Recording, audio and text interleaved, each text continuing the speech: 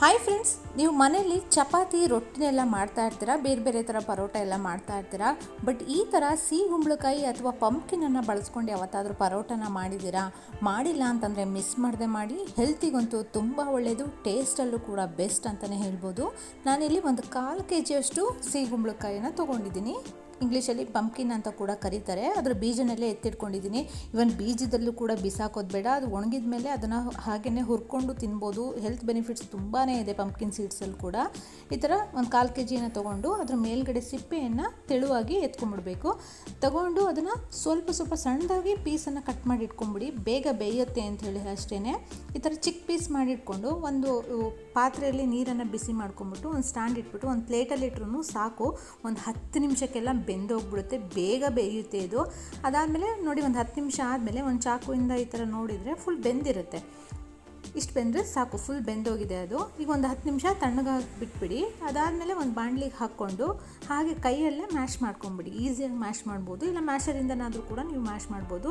ನೋಡಿ, ಕೈಯಲ್ಲೇ ಎಷ್ಟು ಸಾಫ್ಟಾಗಿ ಈಸಿಯಾಗಿ ಅದು ಮ್ಯಾಶ್ ಆಗ್ತಿದೆ ಅಂತ ಹೇಳ್ಬಿಟ್ಟು ಈ ಥರ ಫುಲ್ ಎಲ್ಲ ಗಂಟೇನು ಸಿಗ್ದಂಗೆ ಫುಲ್ ಈ ಥರ ಮ್ಯಾಶ್ ಮಾಡಿ ಇಟ್ಕೊಂಡ್ಬಿಡ್ಬೇಕು.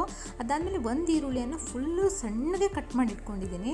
ಹಾಗೆ 1 ಹಿಡಿ ಕೊತ್ತಂಬರಿ ಸೊಪ್ಪನ್ನು ಕಟ್ ಮಾಡಿ ಹಾಕ್ಕೊಂಡಿದ್ದೀನಿ. ಈಗ ಇದಕ್ಕೆ ಒಂದು ದೊಡ್ಡ ಬೌಲಲ್ಲಿ 1 ಬೌಲ್ ಗೋಧಿ ಹಿಟ್ಟನ್ನು ಬಳಸ್ತಾ ಇದ್ದೀನಿ ನಾನು. ಹಾಗೆ ಇದಕ್ಕೆ 1 ಟೇಬಲ್ ಸ್ಪೂನ್ ಜೀರಿಗೆ, ಮತ್ತು ಒಂದು ಅರ್ಧ ಟೇಬಲ್ ಸ್ಪೂನ್ ಉಪ್ಪು, ಒಂದು ಅರ್ಧ ಟೇಬಲ್ ಸ್ಪೂನ್ ಖಾರದ ಪುಡಿ, ಹಾಗೆ ಅರ್ಧ ಟೇಬಲ್ ಸ್ಪೂನ್ ಕೊತ್ತಂಬರಿ ಬೀಜದ ಪುಡಿ, ಧನಿಯಾ ಪೌಡರು, ಹಾಗೆ ಒಂದು 1/4 ಟೇಬಲ್ ಸ್ಪೂನು ಗರಂ ಮಸಾಲೆಯನ್ನು ಹಾಕ್ಕೊಂಡು ಫಸ್ಟ್ ಕೈಯಲ್ಲೇ ಕಲಿಸ್ಕೊಂಡ್ಬಿಡ್ಬೇಕು. ಯಾಕೆಂದರೆ ಈರುಳ್ಳಿ ಸಣ್ಣದಾಗಿ ಕಟ್ ಮಾಡಿರೋದ್ರಿಂದ ಅದರಲ್ಲೂ ತೇವಾಂಶ ಇರುತ್ತೆ. ಇವನ್ ಪಂಪ್ಕಿನ್ ಬೇಯಿಸ್ಕೊಂಡಿರೋದ್ರಿಂದ ಅದರಲ್ಲೂ ಕೂಡ ತೇವಾಂಶ ಇರುತ್ತೆ. ಅದೇ ತೇವಾಂಶದಲ್ಲೇ ಹಿಟ್ಟು ಒಂದು 80% ಮೆತ್ತಗಾಗ್ಬಿಡುತ್ತೆ. ಅದಕ್ಕೆ ಫಸ್ಟ್ ನೀರು ಹಾಕ್ಕೊಳ್ಳೇಬೇಡಿ. ನೋಡಿ ಎಷ್ಟು ಮೆತ್ತಗಾಯಿತು ಅಂತ ಹೇಳಿಬಿಟ್ಟು. ಈಗ ಇದಕ್ಕೆ ಒಂದು 1/4 ಲೋಟ ನೀರನ್ನು ಹಾಕ್ತಾಯಿದ್ದೀನಿ, ಜಾಸ್ತಿ ಏನು ಹಾಕ್ತಾ ಇಲ್ಲ. ಒಂದು 1/4 ಲೋಟ ನೀರನ್ನು ಹಾಕಿದ್ರೂ ಸಾಕು. ನೀಟಾಗಿ ಚಪಾತಿ ಹಿಟ್ಟಿನ ಹದಕ್ಕೆ ನೀವು ಕಲಿಸ್ಕೊಂಡ್ರೆ ಮುಗಿಯುತ್ತೆ. ನೋಡಿ, ಈ ಥರ ನೀಟಾಗಿ ಕಲಿಸ್ಕೊಂಬಿಡಿ.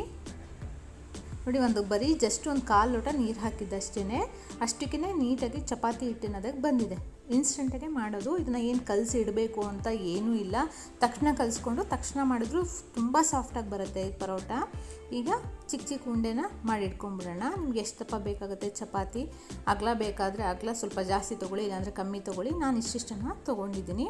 ಒಂದು 1/4 kg ಸಿಹಿ ಕುಂಬಳಕಾಯಿ ತೊಗೊಂಡಿದ್ದೀನಿ ಅಷ್ಟೇ, ಜಾಸ್ತಿ ಏನು ತೊಗೊಂಡಿಲ್ಲ ನಾನು ತೊಗೊಂಡಿರೋದ್ರಲ್ಲಿ ನೋಡ್ಬೋದು. ಈ ಸೈಜಲ್ಲಿ ಒಂದು 9 ಪರೋಟಗಳು ರೆಡಿ ಆಗುತ್ತೆ. ಈ ಥರ ಫಸ್ಟ್ ಎಲ್ಲ ಉಂಡೆಗಳನ್ನು ಮಾಡಿ ಇಟ್ಕೊಂಡ್ಬಿಡ್ತೀನಿ ನಾನು.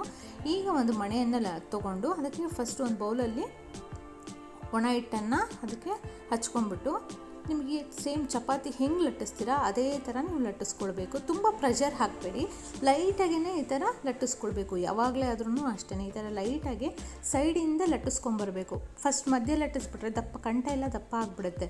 ಸೊ ಹಾಗಾಗಿ ಸೈಡಿಂದ ನಿಮ್ಗೆ ಎಷ್ಟು ತೆಳುಗೆ ಬೇಕು ಅಷ್ಟು ತೆಳುಗೆ ಲಟ್ಟಿಸ್ಕೊಳ್ಬೋದು. ಯಾಕೆಂದರೆ ಈರುಳ್ಳಿ ಕೂಡ ಸಣ್ಣದಾಗಿ ಕಟ್ ಮಾಡಿರೋದ್ರಿಂದ ನಿಮಗೆ ಪರೋಟ ಹರ್ಕೊಳ್ಳೋದು ಅದೆಲ್ಲ ಏನೂ ಆಗೋದಿಲ್ಲ. ಈ ಥರ ಇಷ್ಟು ತೆಳುಗೆ ನಾನು ಲಟ್ಟಿಸ್ಕೊಂಡಿದ್ದೀನಿ. ಈ ಕಡೆ ತವ ಬಿಸಿಯಾಗಿದೆ, ಬಿಸಿಯಾಗಿರೋ ಹೆಂಚು ಮೇಲೆ ಲಟ್ಟಿಸ್ಕೊಂಡಿರೋ ಪರೋಟನ ಹಾಕಿಬಿಡಿ. ಹಾಕಿ 1 ನಿಮಿಷ ಒಂದು ಮೀಡಿಯಮ್ ಫ್ಲೇಮಲ್ಲೇ ಬೇಯಿಸ್ಕೊಂಬಿಡಿ ಒಂದು ಸೈಡು. ಅದಾದಮೇಲೆ ತಿರುಗಿಸಿ ಹಾಕ್ಕೊಂಬಿಡಿ. ಯಾವಾಗಲೂ ಅಷ್ಟೇ, ಚಪಾತಿ ಆಗಲಿ ಪರೋಟ ಆಗಲಿ ಮೀಡಿಯಮ್ ಫ್ಲೇಮಲ್ಲೇ ಬೇಯಿಸ್ಕೊಳ್ಬೇಕು. ಹೈ ಫ್ಲೇಮಲ್ಲಿ ಬೇಯಿಸ್ಕೊಳ್ಬಾರ್ದು, ಬೇಗ ಸೀದೋಗ್ಬಿಡುತ್ತೆ. ಈಗ ಇದಕ್ಕೆ ಮೇಲ್ಗಡೆ ಸ್ವಲ್ಪ ತುಪ್ಪ ಅಥವಾ ಎಣ್ಣೆ ಬೇಕು ಅಂದರೆ ಹಾಕ್ಕೊಳ್ಳಿ. ತುಪ್ಪ ಹಾಕಿರೋಂತೂ ಬೇಯಿಸ್ಕೊಂಡ್ರಂತೂ ತುಂಬ ಟೇಸ್ಟಿಯಾಗಿರುತ್ತೆ. ಈವನ್ 8 months ಪ್ಲಸ್ ಬೇಬೀಸ್ಗೂ ಕೂಡ ಪಂಪ್ಕಿನ್ ಪ್ಯೂರಿಯನ್ನು ತಿನ್ನಿಸಿದರೆ ತುಂಬ ಒಳ್ಳೆಯದಿದೆ ಹೆಲ್ತಿಗೆ. ಹಾಗೆ ದೊಡ್ಡವರು ಕೂಡ ಈ ಥರ ಪರೋಟ ಮಾಡ್ಕೊಂಡು ತಿನ್ನಿ, ತುಂಬಾ ಟೇಸ್ಟಿಯಾಗಿರುತ್ತೆ. ತೆಂಗಿನಕಾಯಿ ಚಟ್ನಿ ಜೊತೆ ಅಂತೂ ಮಸ್ತ್ ಕಾಂಬಿನೇಷನ್ನು. ಈವನ್ ಮೊಸರು ಜೊತೆ ಕೂಡ ತುಂಬ ಚೆನ್ನಾಗಿರುತ್ತೆ. ಇವತ್ತೇ ಟ್ರೈ ಮಾಡಿ. ರೆಸಿಪಿ ಇಷ್ಟ ಆಯಿತು ಅಂದರೆ ಪ್ಲೀಸ್ ಲೈಕ್ ಮಾಡಿ, ಶೇರ್ ಮಾಡಿ, ಕಮೆಂಟ್ ಮಾಡಿ. Thank you friends.